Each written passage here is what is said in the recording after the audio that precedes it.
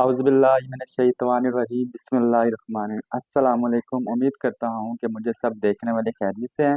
तो आज फिर हाजिर हूँ आपके पास। तो आज अल्हम्दुलिल्लाह मैं आपके साथ शेयर करने जा रहा हूँ बीफ बोटी स्टीम टिक्का। बहुत ही आसान तरीका होता है बनाने का। तो करना क्या, आपने स्टेप बाय स्टेप हर चीज़ को नोट करना है। बहुत ही आसान होती है। तो मसला ये होता है कि घर में अक्सर इन दिनों में गोश्त ज़्यादा होता है, तो मुश्किल होती है कि आज क्या खाएं आज क्या खाएं।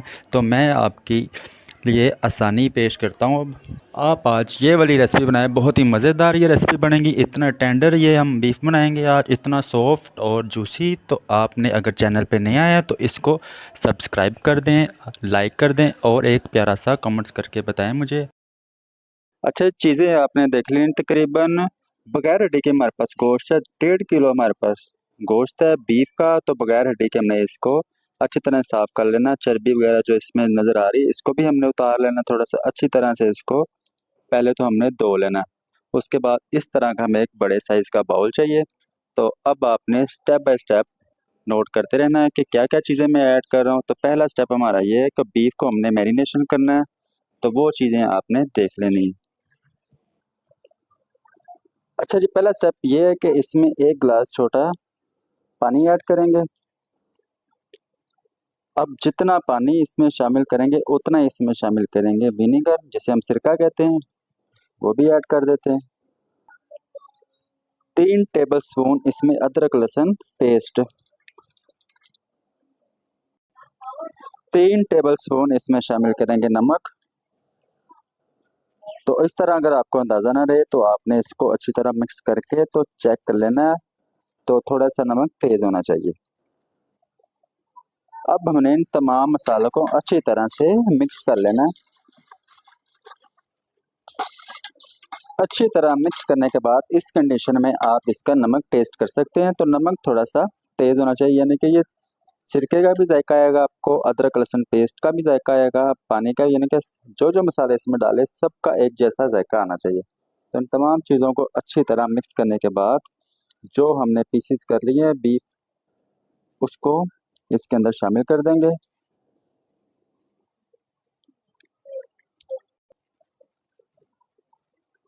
बीफ बोटी को इसमें अच्छी तरह मिक्स करने के बाद इसको आप हाथ की मदद के साथ भी अच्छी तरह मिक्स कर सकते हैं। तो इसको हमने 10 से 15 मिनट के लिए इसी तरह अब स्टे दे देना, ताकि तमाम चीज़ों का इसमें जायका भर जाए। अच्छे तकरीबन 15 मिनट हमने इसको स्टे दे दिया है बीफ को। तो आप देख सकते हैं इसका कलर भी अल्हम्दुलिल्लाह चेंज हो गया, पानी का भी। अब जो पानी है ना इसमें, इसको हमने स्टेन कर लेना है किसी टोकरी वगैरह में।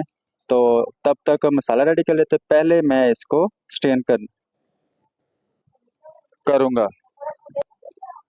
अच्छा जी, अगला काम जो मैं आपको बताने लगा हूँ, हमने मसाला रेडी करना है इसका। तो उसके लिए मैं आपको दिखा दूं कि तकरीबन 100 ग्राम दही हमने शामिल कर लिया एक बाउल के अंदर। अब इसमें हम शामिल करेंगे आधा चम्मच अदरक लहसुन पेस्ट। तो ज़्यादा नहीं डालेंगे क्योंकि पहले हमने बीफ बोटी जो बनाई थी उसको लगा के रख लिया था। तो इसमें थोड़ा सा कम रखेंगे, तकरीबन आधा चम्मच इसमें अदरक लहसुन पेस्ट ऐड कर रहा हूँ। आधा चम्मच इसमें लगाऊंगा नमक, नमक भी थोड़ा कम रखेंगे। तकरीबन 3 अदद नींबू का रस इसमें ऐड करेंगे। 1 चम्मच अदरक लहसुन पेस्ट डालने के बाद 1 चम्मच हल्दी भी इसमें शामिल करेंगे। 1.5 चम्मच इसमें शामिल करेंगे कुटी हुई लाल मिर्च। 1.5 चम्मच इसमें शामिल करेंगे पीसी हुई लाल मिर्च। आधा चम्मच गरम मसाला पाउडर। थोड़ी सी इसमें डालेंगे अजवाइन। आधा चम्मच इसमें शामिल करेंगे जीरा। अब इन तमाम मसालों को हमने अच्छी तरह से मिक्स कर लेना। मसाला अल्हम्दुलिल्लाह हमारा रेडी हो गया है। इसको भी अब कर देंगे साइड पे। तो बोटी जो बीफ की हमने बनाई हुई है, तो उसको अब हमने करना फ्राई। तो स्टेन हो गई अल्हम्दुलिल्लाह। तो अब करेंगे उसको फ्राई। कढ़ाई रख ली हमने चूल्हे के ऊपर, इसमें डालेंगे कुकिंग ऑयल थोड़ा सा। तो बोटी जो हमने डिप करके रखी थी, स्टेन करके रख लिया अल्हम्दुलिल्लाह। अब उसको करेंगे फ्राई इसमें, तो तब तक थोड़ा सा ऑयल हमारा गर्म हो जाए। अच्छा जी, ऑयल गर्म हो गया, अब इसमें हम शामिल कर देंगे step by step, one by one, यानी कि एक एक बोटी इसमें फ्राई करनी है हमने, हाफ फ्राई यानी कि।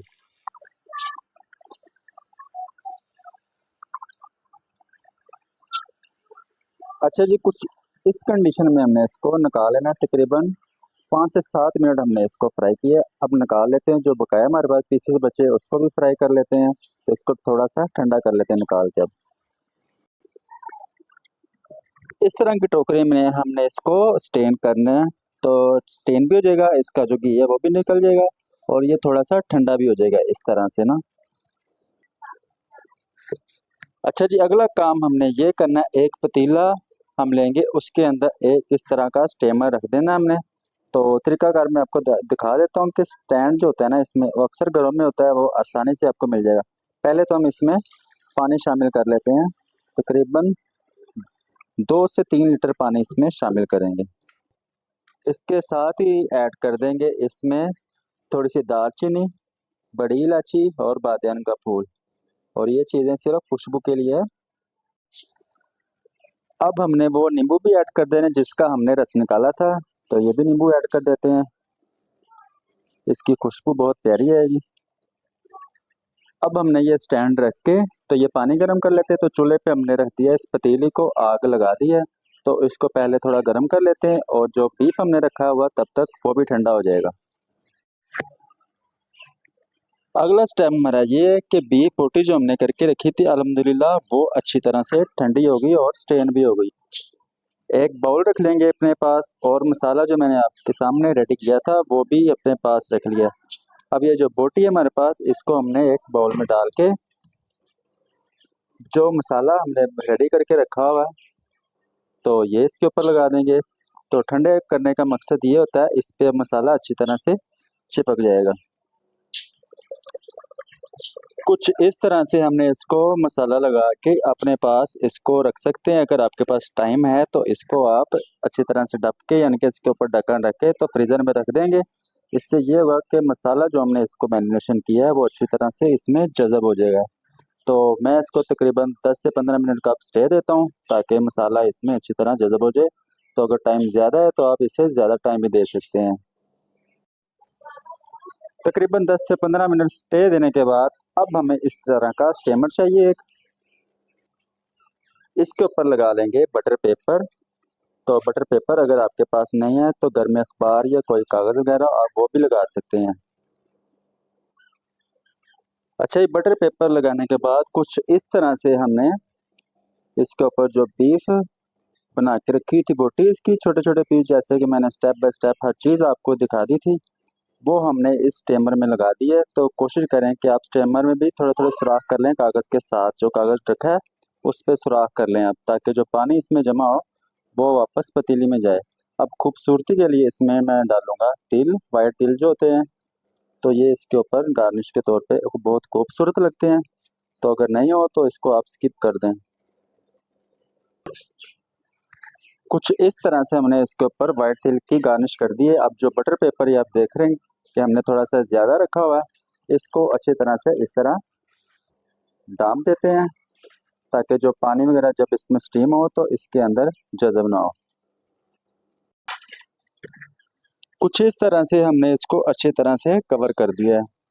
तो पानी में आपको दिखा दूँ, अल्हम्दुलिल्लाह वो भी बॉयल हो गया।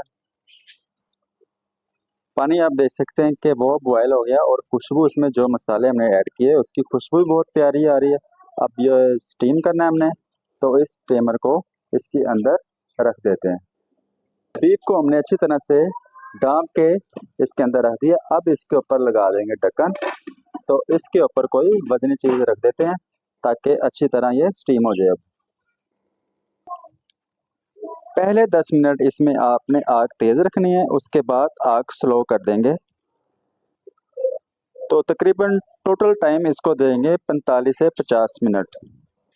अच्छा, तकरीबन हमने इसको 1 से 1.5 घंटा स्टीम दिया है, तो थोड़ी सी इसमें कमी थी, तो इसको हमने थोड़ा सा और टाइम लगा दिया। तो अब मैं शक्ल आपको इसकी दिखा दूँ, बहुत ही ज़बरदस्त है। तो आपने भी ऐसे करना, अगर आपको लगे कि थोड़ा सा इसमें कमी पेशी है तो दोबारा फिर आप इसको स्टीम लगा सकते हैं। तो अब इसे निकाल लेते हैं किसी दूसरे बर्तन में।